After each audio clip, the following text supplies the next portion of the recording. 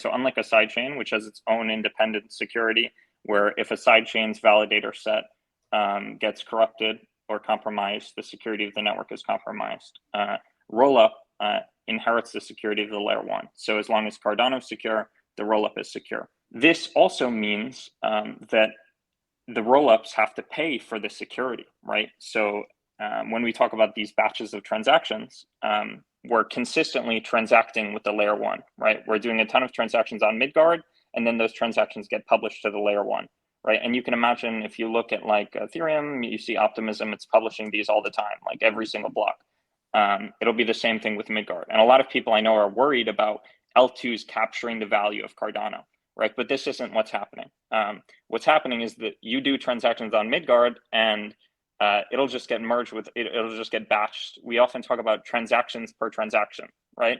But a lot of the time, what you see is someone sending someone else money in a single transaction and that's it, right? But you can sort of think about this, conceptualize it as a protocol for creating transactions and transactions for you, right? So you do a ton of transactions, they'll get put together and then they'll get merged into a single transaction that's sent to the layer 1. So it's not taking away value from Cardano. The goal is to, always with Anastasia Labs, is to improve the ecosystem, build the pie, help everyone.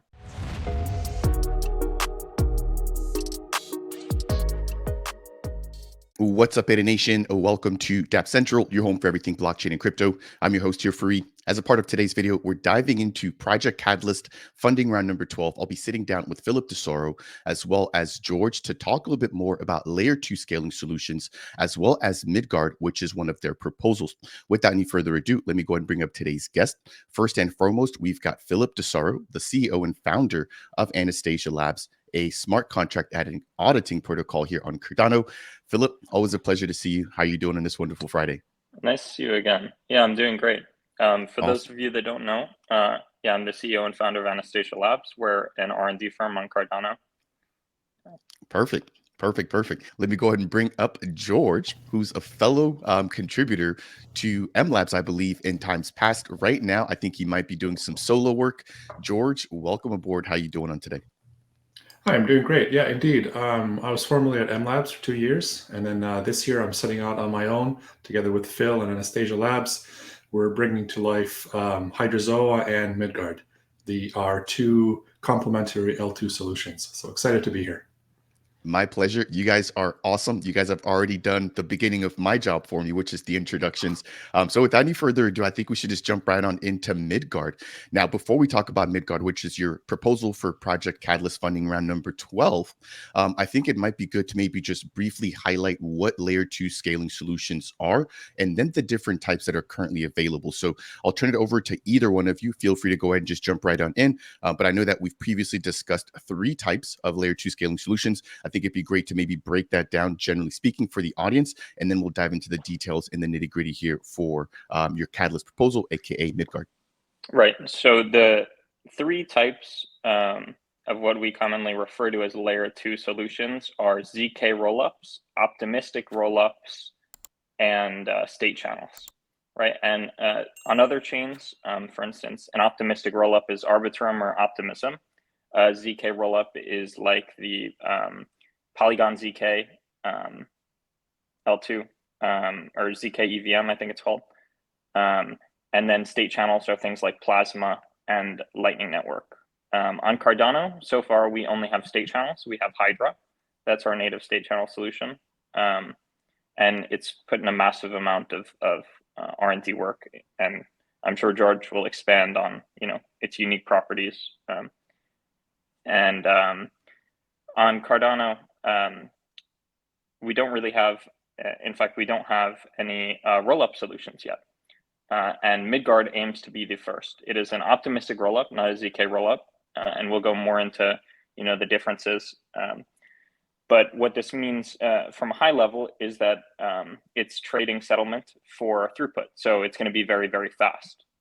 So from a user perspective, right, a lot of the time we've seen projects complain that the functionality that they need is not available on Cardano, so they've had to migrate, right? And whether this is just an excuse or not is a contentious topic, because often these projects do fundraise on Cardano and then migrate elsewhere, which is kind of sad to see. But an optimistic rollup, Midguard specifically, hopes to address this, right? It will provide a mechanism through which there should be no justification to go elsewhere for, higher throughput for things like, collateral liquidation or even for fees, right? Like you won't need to go to Base, you won't need to go to Solana, and you won't have an excuse to then fundraise here and jump somewhere else. Now, I want to turn it over to George. Before I do, you mentioned a couple of really interesting things there. So you mentioned the fact that right now on Cardano, we don't have ZK proofs. What's interesting is that I've had you on, Philip, to discuss ZK Fold as well. So I think it might be a race or a, I don't want to say competition to see what's able to get on mainnet first, but will Midguard also be using the same types of proofs that ZK Fold will be developing? Will there be any overlap between that platform and what you guys are building here with Midguard? Right. So Midguard is a layer 2, which and a rollup layer 2, right, which tends to be isomorphic to layer 1. This means that, for instance, things like optimism benefit from enhances to the Ethereum EVM, right? It's the same thing here, and they benefit from general Ethereum architecture and tooling. Right. It'll be the same with Midguard in that ZK Fold, things like Hydra, things like Mithril, Midguard will be able to utilize just as it's utilized on the layer 1.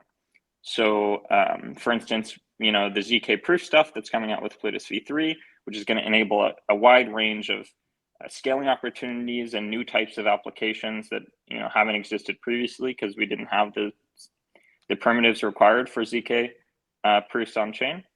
Are going to be also possible on Midguard in the exact same way they're possible on the layer 1. So yes, it's completely complementary, totally synergizes with what ZK Fold is doing. What I said before wasn't that ZK proofs aren't here yet. It's that ZK rollups aren't here yet. And so there's two types of rollups. This optimistic rollup, mainly two types of rollups, optimistic rollup and ZK rollups. And the difference is that an optimistic rollup, you just submit stuff to the layer 1 and without verifying it, right? And then this is why it's called optimistic. And what this means is everything is very fast. And a ZK rollup, on the other hand, you submit it along with a proof of correctness, right? And this means it takes a little more time because this proof has some interaction on chain, and these proofs are very complex to generate. But on the other hand, the settlement is very fast. So you submit some data to the layer 1 from the layer 2, along with the proof of correctness, and then immediately on the layer 1, it's settled, right? So as soon as the transaction happens on the layer 1, then the finality has occurred. Right. So let me make it more concrete between the two, right? So say we're doing a bunch of stuff in layer 2 land, right, outside of the main chain. We have a bunch of transactions ongoing and stuff like that. And we want to bring the results of those transactions back to L1 so that people can withdraw their money and maybe do something on L1 or bridge it over to some other L2 or various things, right? So the way that a ZK rollup would approach this is it would take this batch or package of transactions, bring it back to L1 or a summary of it, like a hash of that batch of transactions, right? Along with a proof. And this proof is incredibly condensed, right? Using the ZK technology so that, it doesn't occupy very much space and it doesn't require very much computation to, check that the proof is correct. Right. So relative to simply submitting those transactions on L1 one by one and having to go through the Plutus, usual validation process, right? The ZK proof is going to take a lot less computational time to verify. On the other hand, it's still going to take some time to verify, right? So for this batch of transactions, especially if it's very big, the proofs are compressed, but it still takes a little bit of time and computation on L1 to verify that the batch was correct, right? So that's the ZK rollup approach on the one hand. On the other hand, we have optimistic rollups. And what they do is, again, they come up with a batch of transactions that has occurred on L2, they bring it over to L1, but instead of immediately providing a proof that all of them are correct, what they do is they say, okay,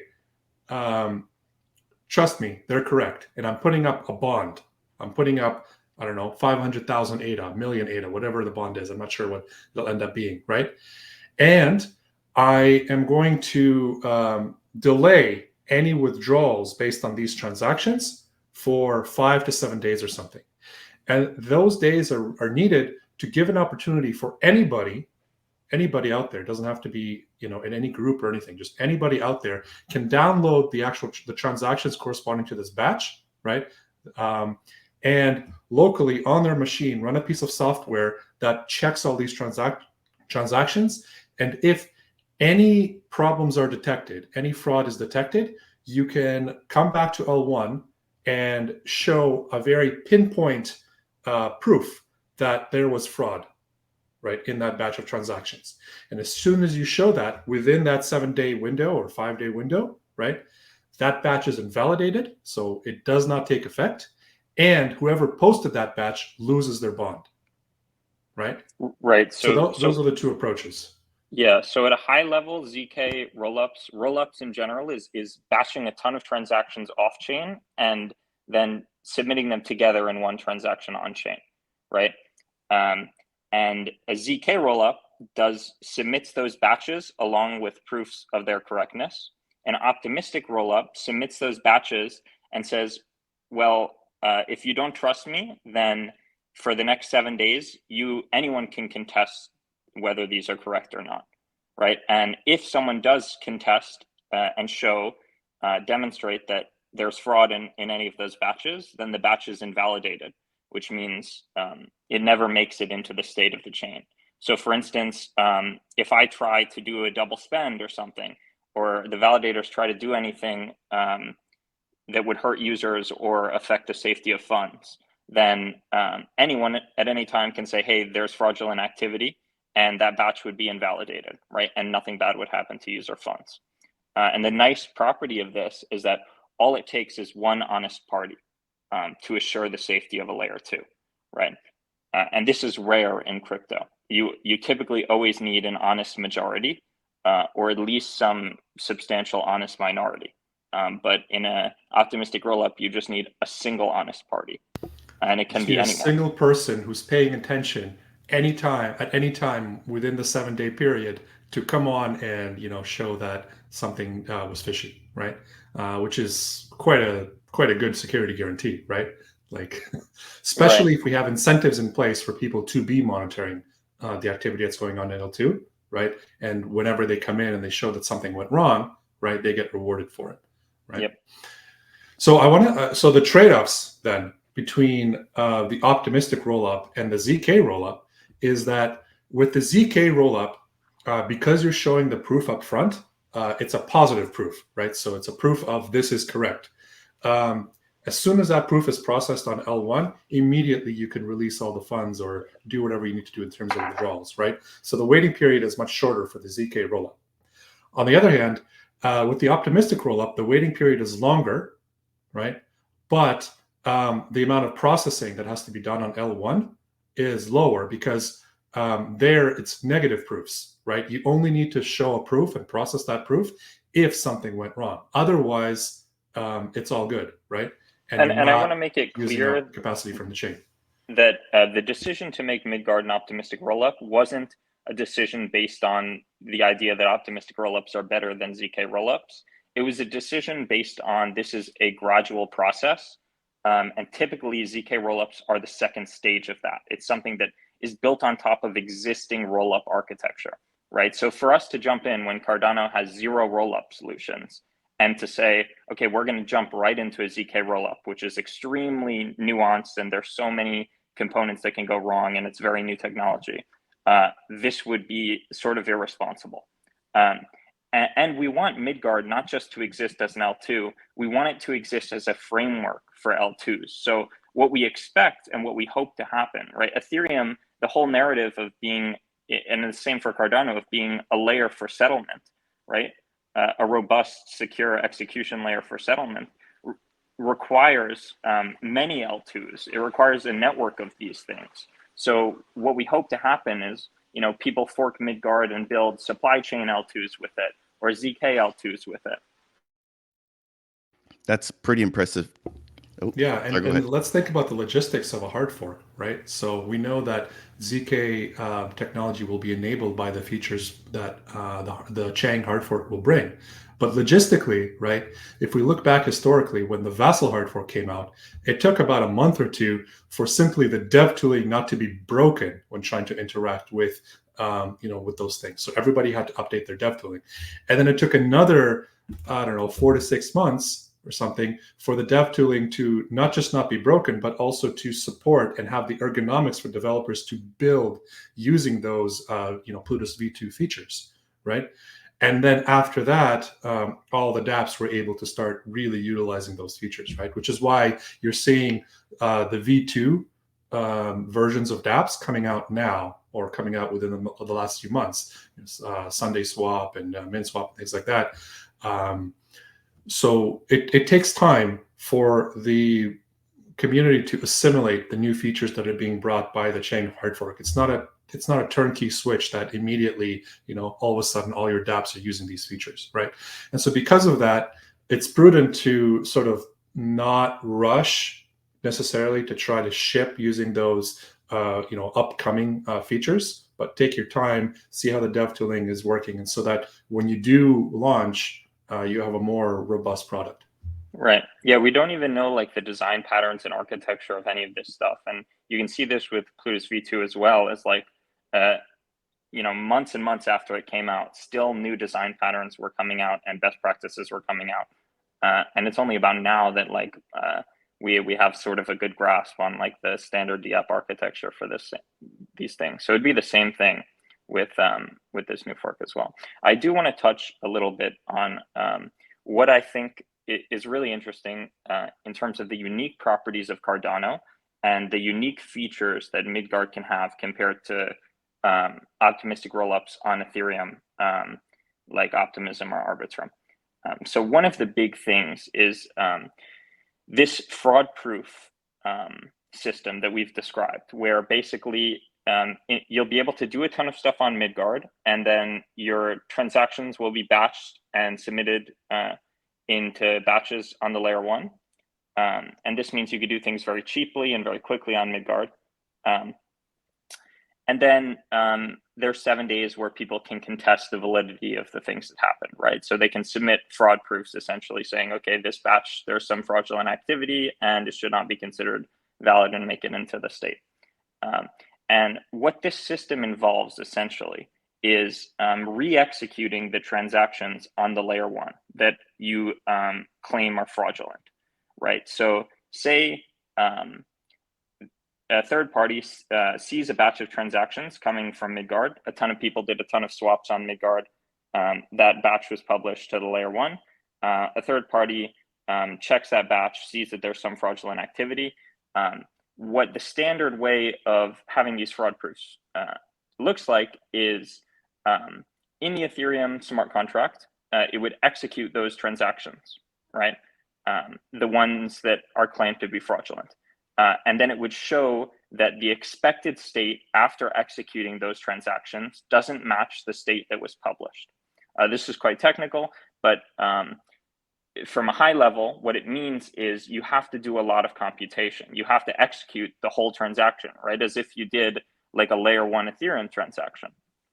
And often, because of the global state of these systems, you don't have to execute just one transaction. You have to execute many, many transactions, right? Because if the fraud isn't like, you can't exactly pinpoint where it occurred because it relies on a ton of other things that are auxiliary, right? It might rely on the order of these transactions in the batch. It might rely on the state of some DApp. And this involves, in Ethereum and these account-based models for L2s, they've created these really complex systems for sort of like pinpointing where this fraud occurred. And it's a long challenge response game. And from a high level, it involves a lot of transaction fees on the Ethereum layer 1.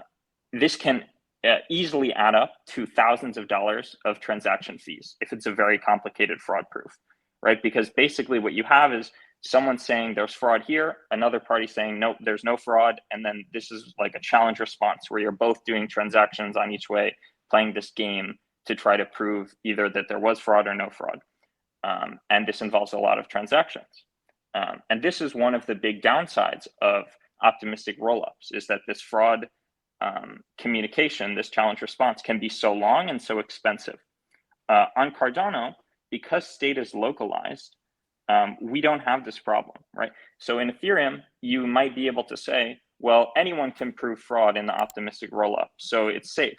But if it costs thousands and thousands of dollars to do this, right, in transaction fees, then people aren't going to do it, right? Even if the reward is higher than that, the risk is so high that if you lose that challenge response game, you're going to have a bad day because you're going to lose thousands of dollars in transaction fees. On Cardano, state is localized because of our UTXO model, so you can actually pinpoint fraud to a single transaction, right? To a single transition. And what this means is fraud proofs on Ethereum, while they might, take days and days and days and cost thousands of dollars, fraud proofs on Cardano can be done in 1 or 2 transactions and cost less than 50 cents. And this means that we actually could theoretically lower this window, this challenge period, from 7 days to something like 3 days or some other reasonable number. And it wouldn't be too absurd, right? Because we don't have this long, expensive process of validating these proofs. And this is actually a very cool, unique property here. And another thing I think is cool and unique is that in Ethereum, state of applications is global in the sense that it's very hard to sort of concentrate, for instance, a pool, right, on Uniswap to say, okay, I just want to move this pool to some layer 2 to, for instance, have a ton of fast transactions on it when the layer 1 is congested. On Cardano, state is localized. So this pool just turns out to be less than 16 kilobytes. And so moving that pool to a layer 2 is very feasible. It's just like moving a UTXO to a layer 2, a single UTXO.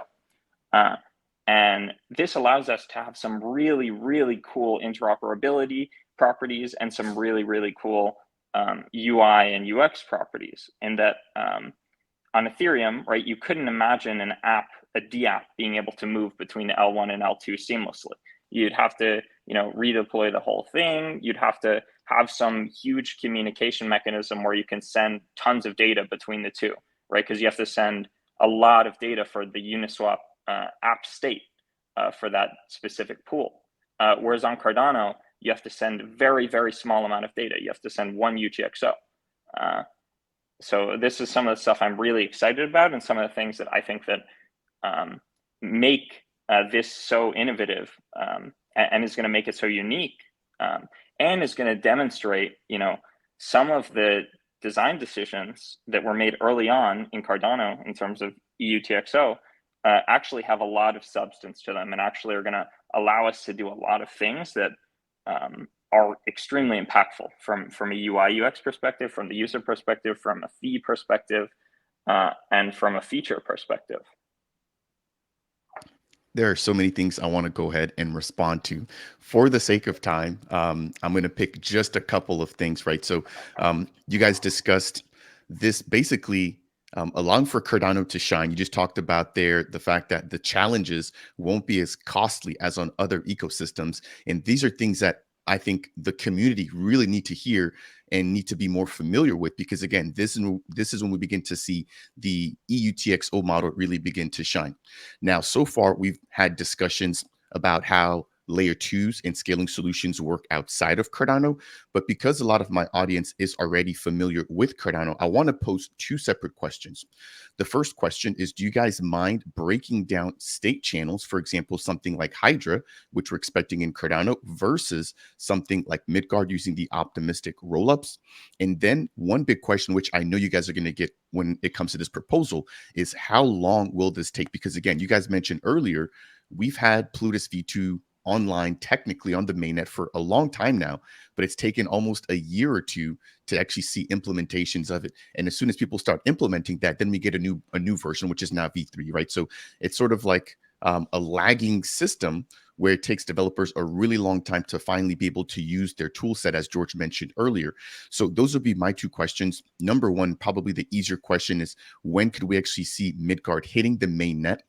You also actually mentioned the fact that you guys would be building out Midguard regardless of Catalyst funding as well. So I'd maybe love to hear about the timeline with funding, and then the timeline without funding, but then also just a brief comparison between something like Hydra and Midguard. Right. So the timeline with funding is 6 to 8 months. That's our expected timeline. Without funding, it would mean we could get about less engineering power. It would severely hurt that. But we have amassed, quite a large team. And we're full steam on Midguard. So, as you said, whether it gets funded, whether it doesn't, this is the future of Anastasia Labs. We hope we can contribute to Cardano in a meaningful way and sort of start the L2 boom on Cardano. It's hard to say exactly how much that would hurt the roadmap, but it would significantly hurt it. So we are hoping that we're able to get this funded. And one of the nice things about Midguard is that unlike side chains like Melkamera or other side chains like Midnight that have their own architecture and their own contract language and transaction design stuff, those are actually quite difficult to develop on for Cardano developers because it requires learning entirely new languages, learning new tooling, rebuilding everything from scratch. Midguard, you will be able to take a Cardano app and redeploy on Midguard with basically extremely minimal changes. And you'll be able to use your Cardano wallets. You'll be able to use the Cardano off-chain frameworks. You'll be able to use basically everything you're already used to using, and you don't have to learn any new tooling. The second question, so Hydra and state channels are really good for fixed participant sets. And we're starting to see with George's Hydrazoa, and we're going to be adding dynamic participant sets. But still, the participant sets of these types of state channels are constricted, right? Lightning is 2 people per channel.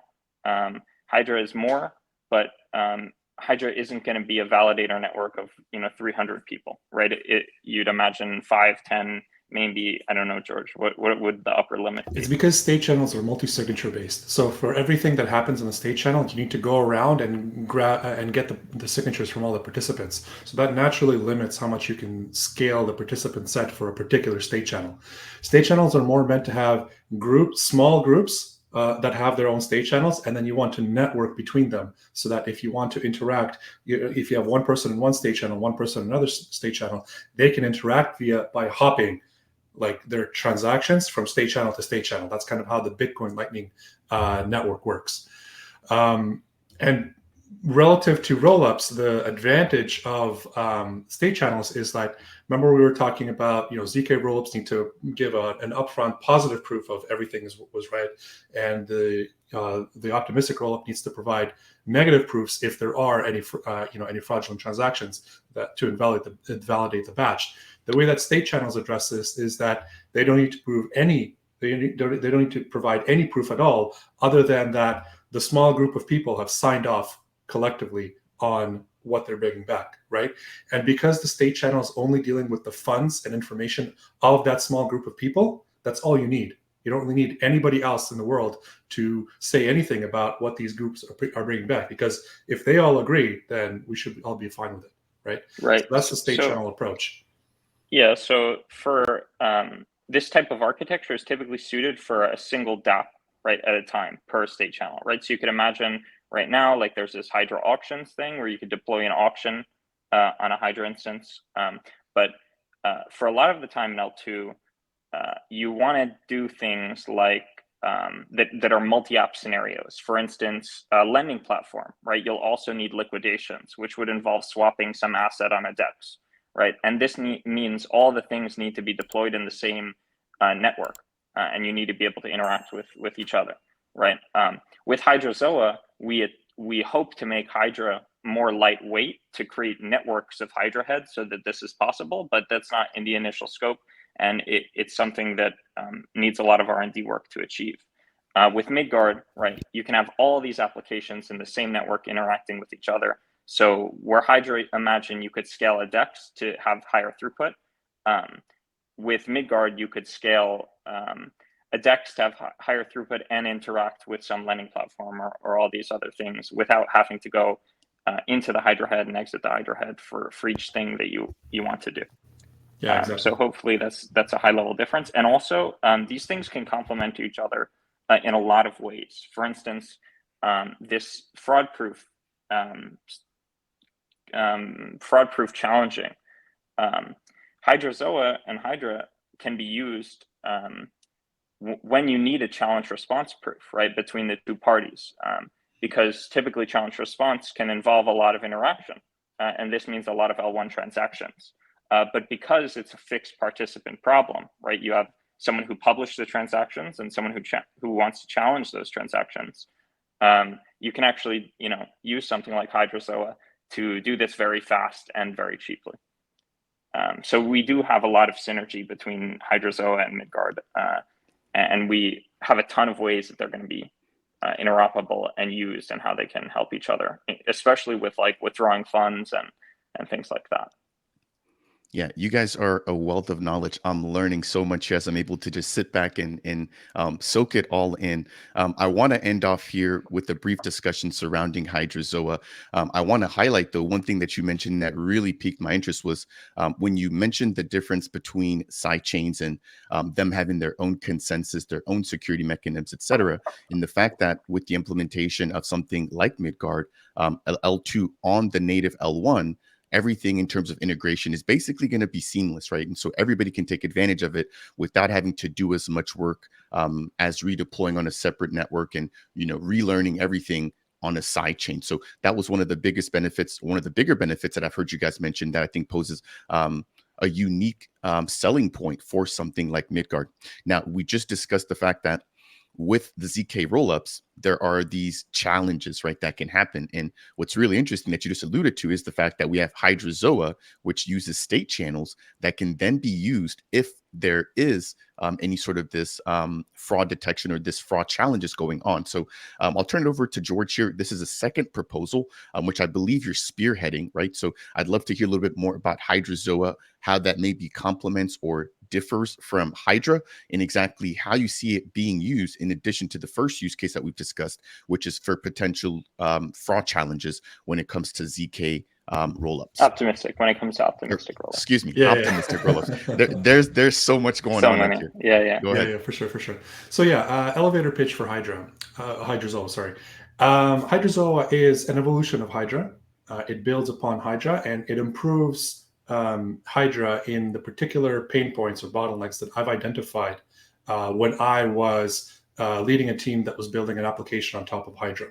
So the main pain points are that the process to open a head and to close a Hydra head involves too many steps and it takes too long, right? It's supposed to be more lightweight, especially if we're talking about state channels, which you want to be able to open and close on demand and have this network of these state channels, and all of them are very nimble and can reconnect to each other and reconfigure the network as needed to address the flow of transactions that want to kind of move across the network, right? So we need to have a much more flexible and easy way to open and close these heads. Second of all, once you have an open head, the problem with Hydra is that you sort of have to fix the group of people before you open the head, and you can't change it without closing the head. And you have to bring in all the funds into the head before you open the head. So if anybody forgets to bring anything along, we either have to say, okay, tough luck, or we close the head and reopen it with the additional funds that person wanted to bring. Similarly, nothing can come out of a Hydra head until it closes, right? So if anybody wants to send like a little teeny piece of information or some funds out of the Hydra head back to L1 or to Midguard or something, you're kind of limited in how you can do that. right? So Hydrazoa addresses both of these things. First of all, the process to open and close a Hydra head is much simplified and like made more efficient cost-wise, right? And time-wise. Second of all, we have complete flexibility. Funds can be brought in and out of the Hydra head, and the membership of the Hydra head can change all while the head is still open, right? And then the last part is that when you do want to withdraw funds out of the head, or you want to deposit in, we really wanted to make it kind of operationally more cost effective.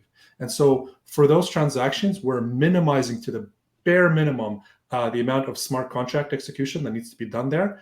And to the extent possible, those deposit and withdrawal transactions are going to look very similar to your typical Cardano transactions where people are just sending money between pub key addresses. Right? From a non-technical perspective, right, George has worked extensively and is probably one of the few teams that have worked extensively on productizing Hydra deployments.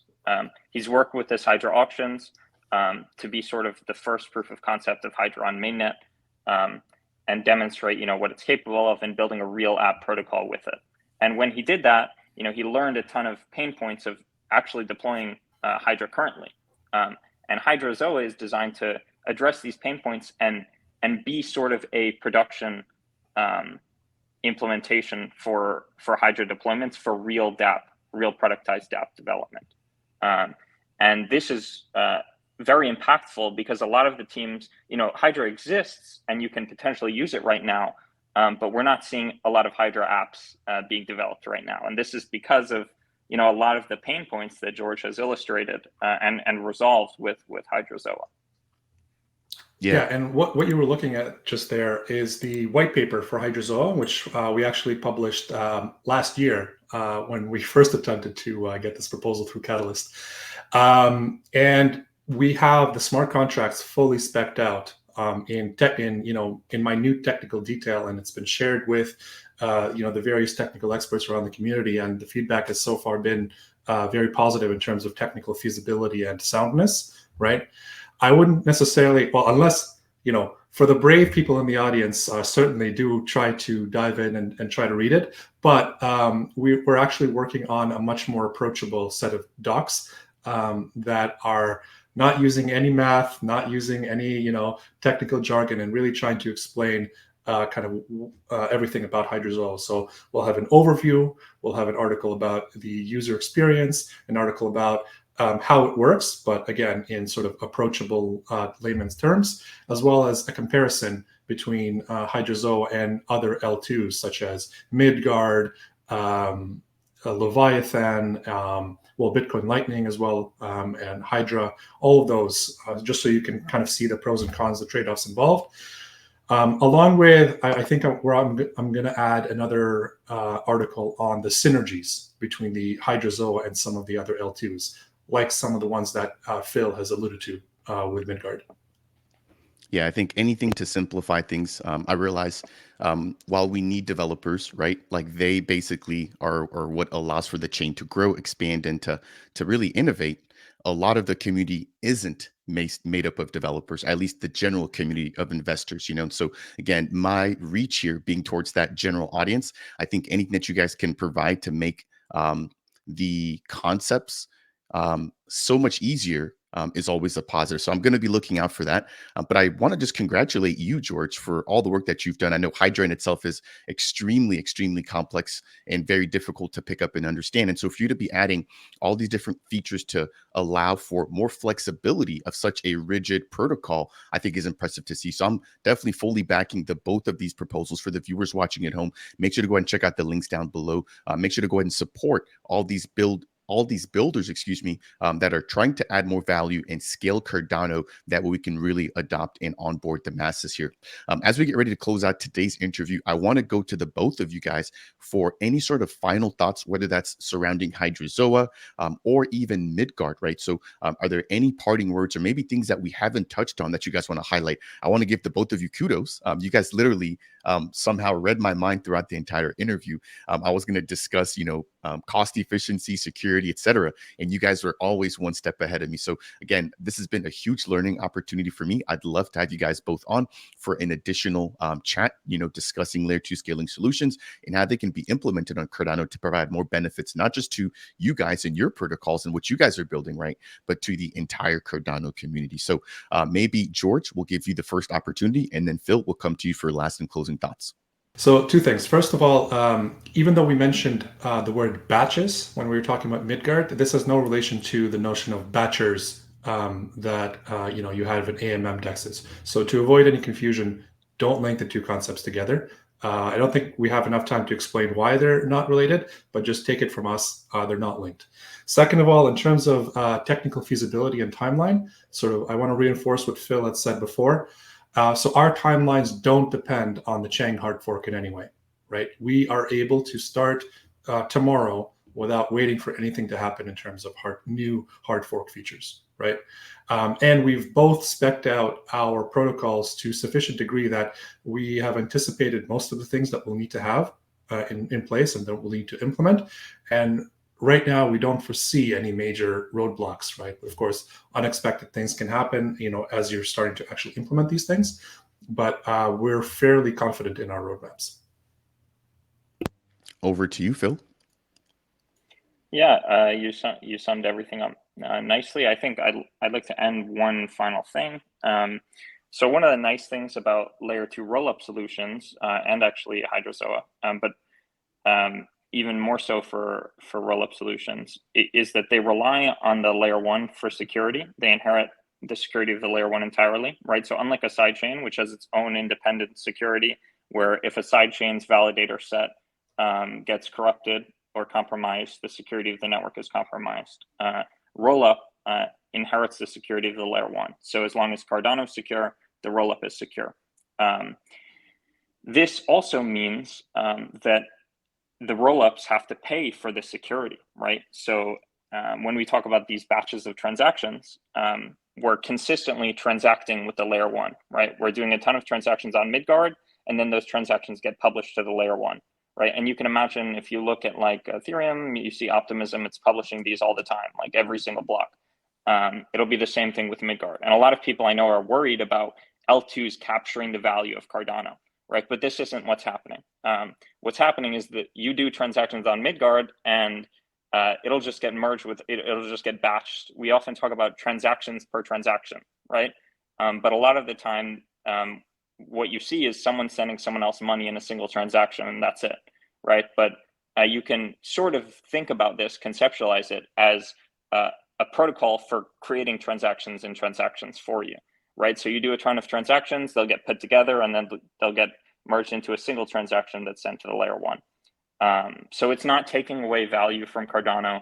The goal is to always with Anastasia Labs is to improve the ecosystem, build the pie, help everyone. So we want to make sure that the people who have those concerns are alleviated, right? This will not capture value from Cardano. There is never a goal to have this to be an independent network. It will always rely on Cardano for security. It will always pay for the security. Transactions will always be posted to the Cardano L1. Yeah, so hopefully that alleviates any concerns anyone has. Yeah, thank you for the clarification there. In the crypto space, you gotta protect your bags, as they say, right? But no, on a serious note, it's really interesting to hear that because again, Cardano has gotten so much flack for quote unquote low TPS, but we're not playing with the same set of rules, right? As you mentioned, they're transactions within transactions. And so being able to really take advantage of that with something such as Midguard, again, really only goes to show the power of EUTXO. And so as we get ready to close down there, we've unfortunately lost Phil. I still have George here, lone wolf. George, I want to just thank you so much here for your time. Again, I look forward to collaborating with you and doing a deeper dive into Hydrazoa and what your goals and plans are for that. Again, I wish you the best of luck with this upcoming Project Catalyst round. And I think that'll do it here for today's video. So for you, the viewer watching at home, if you learned anything along the way as it pertains to layer 2, scaling, Cardano, etc., I would really appreciate you if you could smash that thumbs up. If it's your first time stopping by and you want more content like this, breaking down all of the greatest builders in Cardano, consider subscribing. And last but not least, if you have any questions for me, George, or Phil, right, surrounding Midguard or Hydrazoa, make sure to go ahead and leave those down below. That said, and as always, we'll see you guys in the next video.